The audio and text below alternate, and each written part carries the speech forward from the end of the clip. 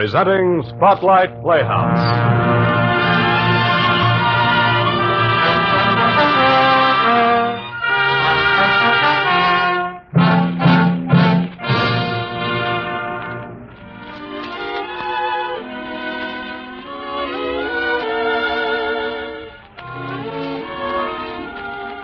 The spotlight of life swings in all directions, and no one knows upon whom it will settle. It may be you, or it may be you. All of us at one time or another have had something in our lives that would make drama. And so you and our audience are the stars tonight of our Spotlight Playhouse. For these are stories presented each week at this hour, which may concern any of you. Now, Spotlight Playhouse. And our play tonight, Genius from Hoboken.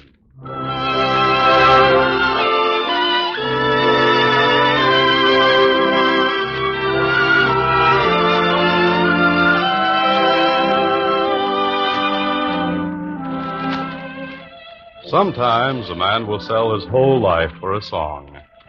Such was the case of Luigi Faustino, a barber from the old country. Luigi came to the United States a good many years ago and for no particular reason settled in Hoboken. With the warm blood of his ancestry flowing through his veins, Luigi had one reigning passion, music. And whenever he could take the time off from his little barber shop, Luigi could always be seen at the opera and all the local concerts. The smooth routine of his life, however, was broken when Luigi met, wooed, and married a fine, honest girl of his own race. Maria was her name. And, of course, nothing would do but a first-class honeymoon at Niagara Falls. It was while they were there that Luigi told his bride of his life's ambition. This is so beautiful, Luigi. All my life I have dreamt that I would be married to someone like you, and that I would have my honeymoon at Niagara Falls. So, you are happy then, my Maria? So happy. Are you not? Oh, yes. This is what man was born for.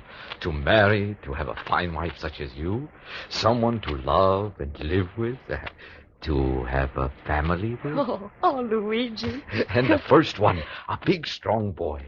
That will be as it should be. And do you know what we shall call him? What, Luigi? Abraham Lincoln Faustino. That name means freedom all over the world. Yes, that is what we shall call him. If that is what you wish, Luigi. Yes, Maria. Now I have everything a man needs in life. Everything, that is, except one thing. And what is that, Luigi? Maria, can you believe this? All my life I've had an urge. Deep down within me, this urge keeps saying to me, Luigi, you have great talent. You must give this talent to the world. And what is that talent? The creating of rich, fine violins. Violins, Luigi? Yes, it burns inside of me until I almost am crazy with the desire. No, Maria, do not look at me as though I were an idiot. I mean it. Think of the name Stradivarius, known and respected all over the world as the greatest craftsman of his profession. That is what I want to do, Maria. Create the finest of violins to give the world the fine music it so deserves. Oh, a hobby. Like the collecting of stamps or butterflies. No. Not a hobby. Not just a passing fancy, Maria. It is real.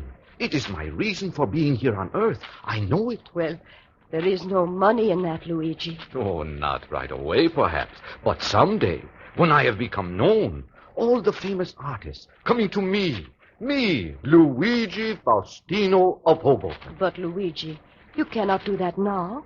You have me, your wife. And soon maybe a little family. They'll have to be taken care of. I know that, Maria, my dear one. I said not right now. I had $500 saved up before I met you. I was going to try it then. But now we are married, and no more $500. Does that make you unhappy? No, Maria. It is you I want. Always it is you I shall want. But someday I shall make violins.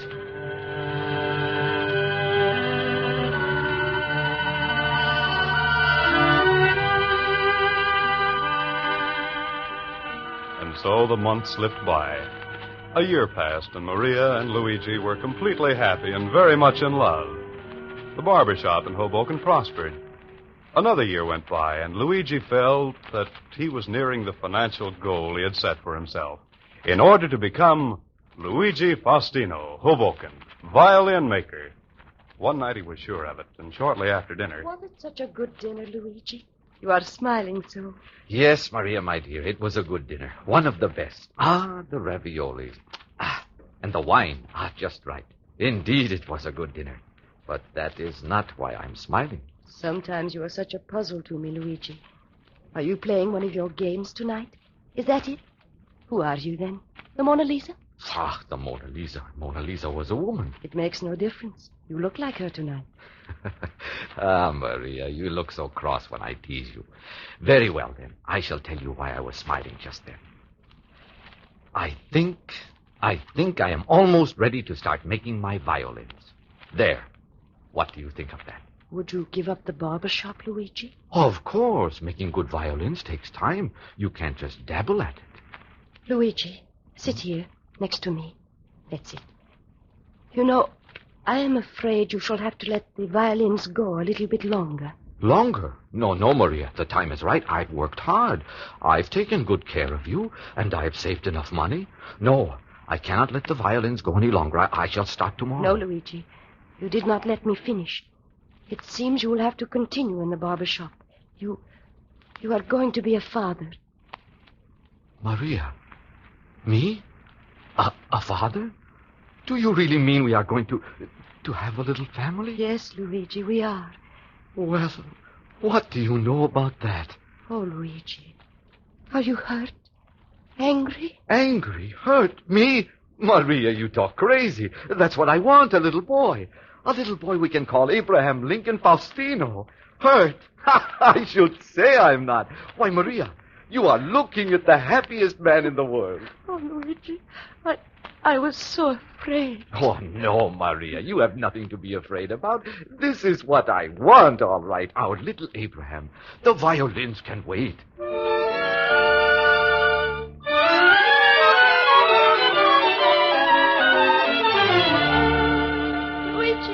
Luigi, where are you? I'm right down here. What do you want? It's time. I can tell. Get the doctor, Luigi. Hurry. Yes, Maria. I will hurry immediately. Don't go away. I mean, will you stay right there in bed? Don't move. I'll be right back.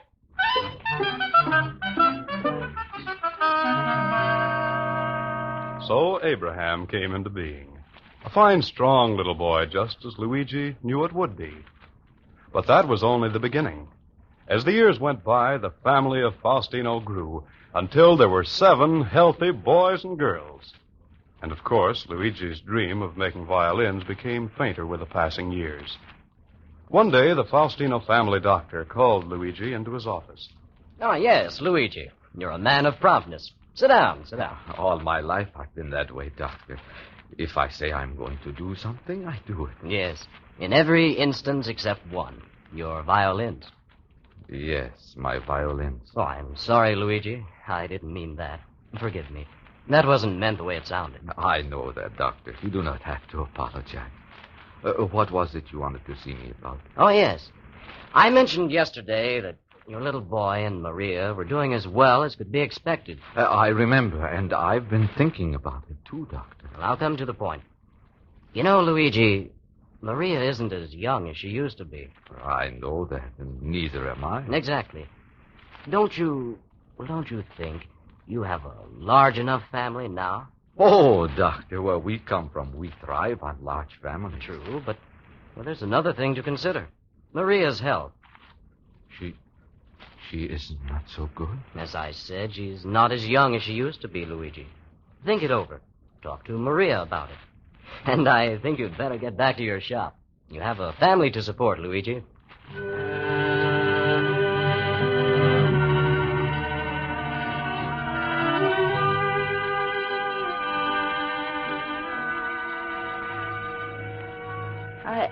I hate to say it, Luigi, but perhaps the doctor is right.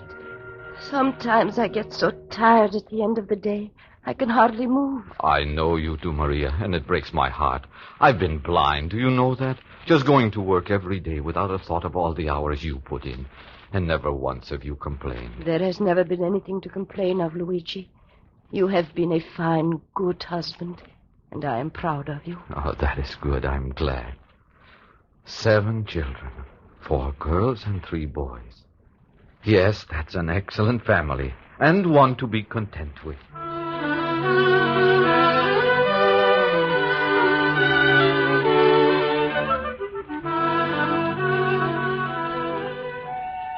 And Luigi and Maria were happy with their brood.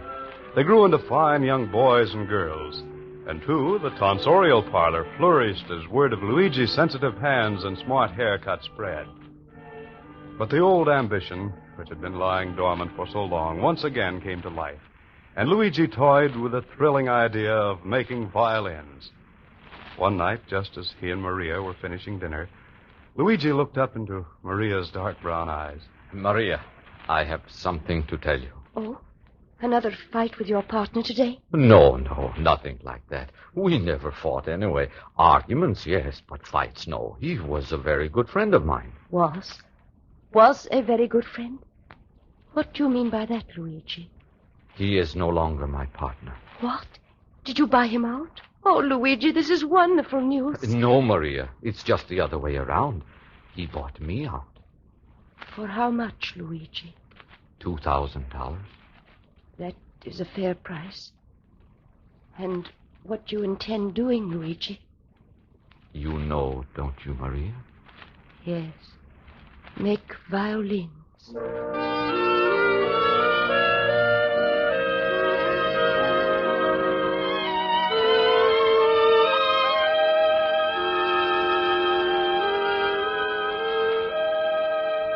In the days that followed, a new light came into Luigi's eyes.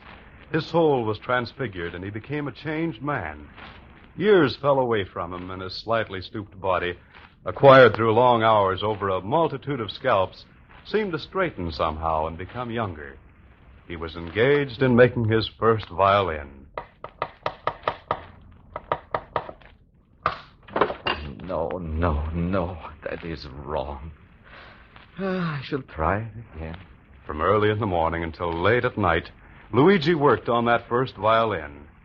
His method was one of trial and error. And slowly the instrument took shape. The sound box, the neck, the bridge. Magically, they all fitted into a perfect whole. And to Luigi, it was the most thrilling violin in all the world. One night, very late. Maria, wake up. Wake up.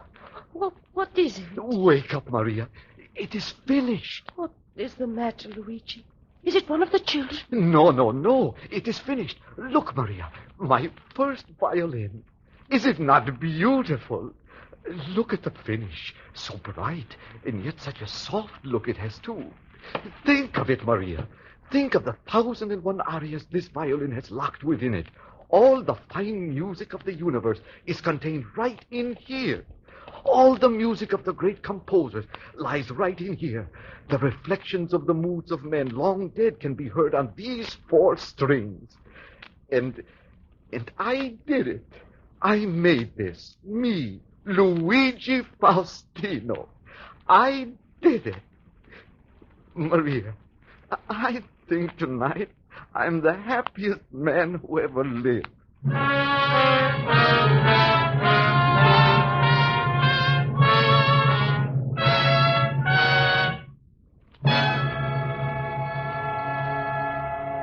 Luigi, I must speak to you. Hmm? Oh, speak to me? What about? If you will put down whatever that is you are doing, I shall try to tell you. Oh, I'm sorry. There now, my Maria. I am all ears. What is it you wanted? I hate to talk of things like this, Luigi. You have always been so good about it. But the gas man was here this afternoon. The bill has not been paid. He told me that the gas will be shut off starting next week. Oh, well, in that case, I shall pay it. Yes, Luigi. But when? When? Oh, well, tomorrow. Yes, tomorrow it shall be paid.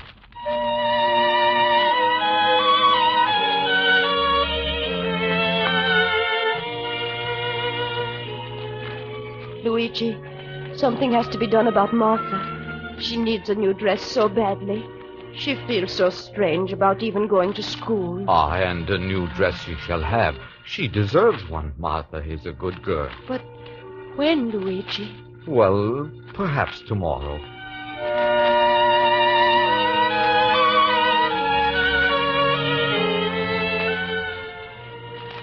Luigi, when will you be finished making this violin? The one you are working on. This one? Do you know something? I think this is the finest one I have yet made. Yes, I know it is. But when will it be finished? It will be finished tonight, and it will be my masterpiece. Good, because we need money, Luigi. Not just tomorrow, but we need money right now. And there will be no more violins until we get it.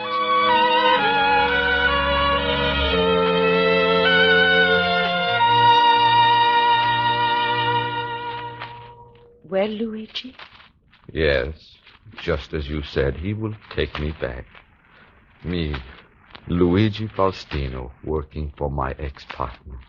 I know how you feel, Luigi. But after all, we do have to eat and have a roof over our heads. You are right, and that is the way it shall be. Once again, I have become a barber.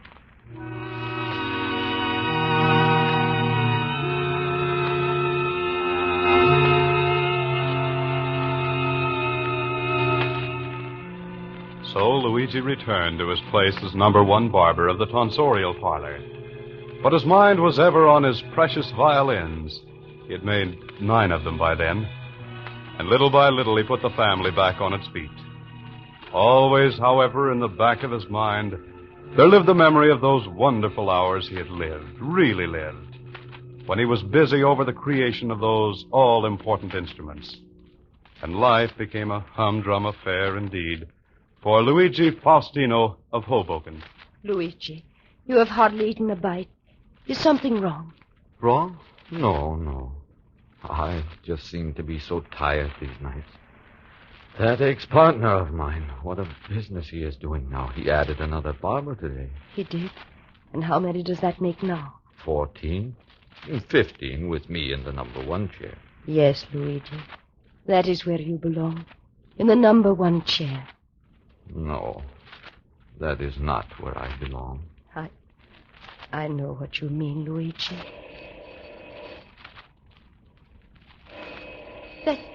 That is our doorbell, Luigi. I know it.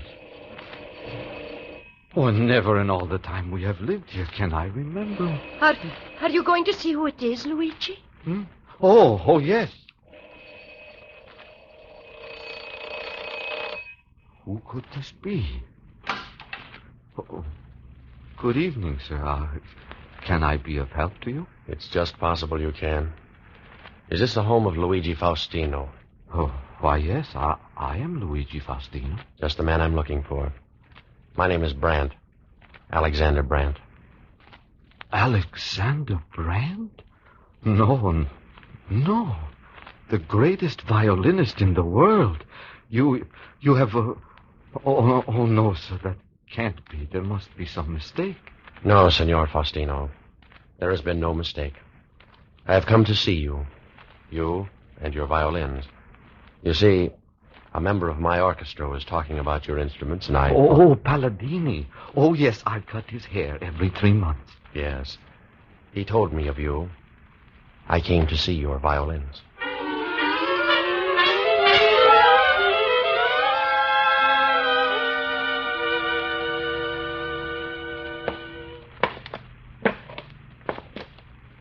Right this way, Maestro. The light is so bad. I hope you will forgive it. Just a little bit more. There. This is my workshop. I apologize. It is so cluttered. To think that the great Alexander Brandt would honor me with his presence. If I had known, it would have been cleaner. Nonsense, Mr. Faustino. That is quite unnecessary. Now, the violins. You see, as I told you, I heard about your work quite by accident. Yes. One of the musicians in the Philharmonic, Palladini, he is one of your customers. He was telling me about your life's ambition. Oh, yes, Palladini, a fine musician. You see, Mr. Faustino, I own 2 Stradivarius and 1 Guarnerius, the finest violins in the world. But even the greatest to me now, lacked something. And for the last 20 years, I've been on a search for something I'm not sure exists. And what is that, Maestro? I'm not certain. It's a song, a symphony. Perhaps it is life itself. A certain note, a ringing richness that typifies all that is real in this world. I cannot quite define it. Somewhere, somehow, I must find that in a violin. So far, I've been unsuccessful. I've looked all over the world, but nowhere can I find that tone in a violin. Nowhere. May I see yours? I am honored, Maestro. These violins are merely the product of a humble striving. They hardly compare to the instruments you have seen. That's just it, Mr. Faustino. You never can tell. And now, let me see them. Yes, sir. Here, Maestro. This is my first violin. I am afraid it is not so much. At the time, I thought it was the most wonderful thing ever made, but now I am not so sure. Your first? Incredible. Why, this is exquisite workmanship. Do you really think so, sir? Signor Faustino, workmanship speaks for itself. It is not for me nor anyone else to say what is good or what is bad. This instrument stands on its own. It is an exceptional piece of work. Maestro, thank you. Ah, but this one, what is this? Never have I seen such a violin. Such craftsmanship. Such consummate craftsmanship. Where did this come from? It is mine, sir, my last. I am very proud of that. And well, you should be. It could be compared to one of the masters hundreds of years ago. The texture of the wood, the seasoning. I've never seen anything like this. Maestro, it is my favorite. I see no mark. Your name, it does not appear anywhere here. No, sir, I have not put my mark on it. Oh, I see. Signor Faustino, I thought you were an established violin maker, a member of the guild. Oh, no, sir. It is nothing more nor less than, well, my wife once called it a hobby. Oh, I see. Well, thank you very much. I'm afraid I shall have to be on my way. It was kind of you. Perhaps someday when you're in town, you'd like to hear one of my concerts. Just ask for me. Oh, Maestro, please, do me just one favor. A simple request, please. Oh, very well. What can I do for you? This one, the last violin I made. Play it for me. Just play it a little. Would you do that for me? Why, all right. I have a few moments.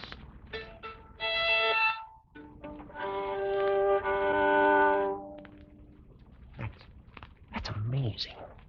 What, sir?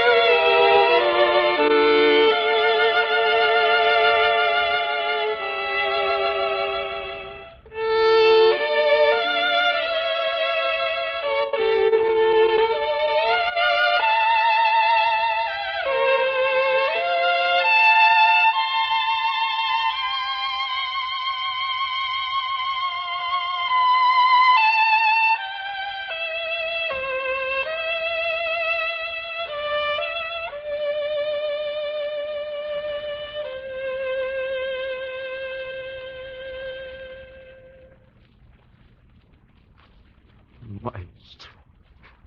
That was something this world has never heard before. It was the voice of the angels. It was eternity. Thank you. Thank you so much. Luigi Faustino, are you sure this is one of your violins? It is mine, Maestro. My search has ended. Unbelievable. But it has ended. This is what I've devoted my life to finding. The tone. It's unbelievable. Signor Faustino, this violin must become mine. Name your price. Oh, no, sir. I could not sell it. 50,000. No, Maestro, no. 75. 100,000. No, Maestro. I'll go higher. I'll call my bank in New York. I must have this violin. Maestro, you don't understand. All my life I have wanted to make violins, but always something interfered. And now you have brought my work into being. My violin came to life. You see, Maestro, I don't play myself. I do not know one note from another. All I wanted to do was to create something upon which other people could interpret the music of the ages. You have done that. In this one fleeting moment, you have made me a king. Now I know that is all I wanted. To hear the greatest violinist in the world playing an instrument I made with my own hands. That music which you just played, it sings here in my heart. While you were playing, I heard all my violins, all of them. That is my life. That is what I have lived for. Oh, thank you. For that I thank you. That music shall always be locked within me. I shall hear it always. Your artistry and the tone of my violin will be with me forever. No, Maestro, the violin is not for sale. I could never sell it now. Tomorrow and for all the tomorrows to come, I shall be a barber.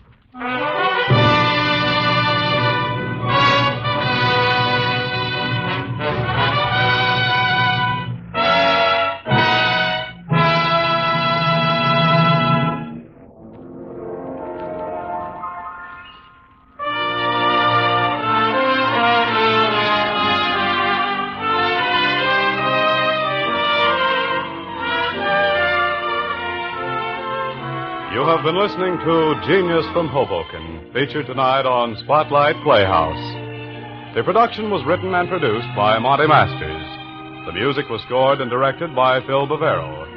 Heard on tonight's play were Lou Tobin in the role of Luigi, Lawrence Anderson as Maria, Don Messick as the Doctor, and Jack Webb as the Maestro.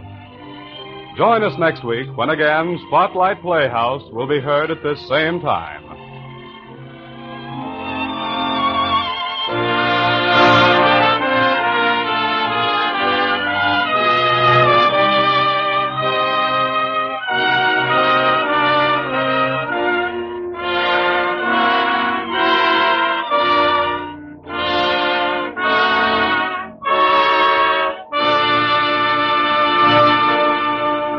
This is Herb Haley speaking. This is ABC, the American Broadcasting Company.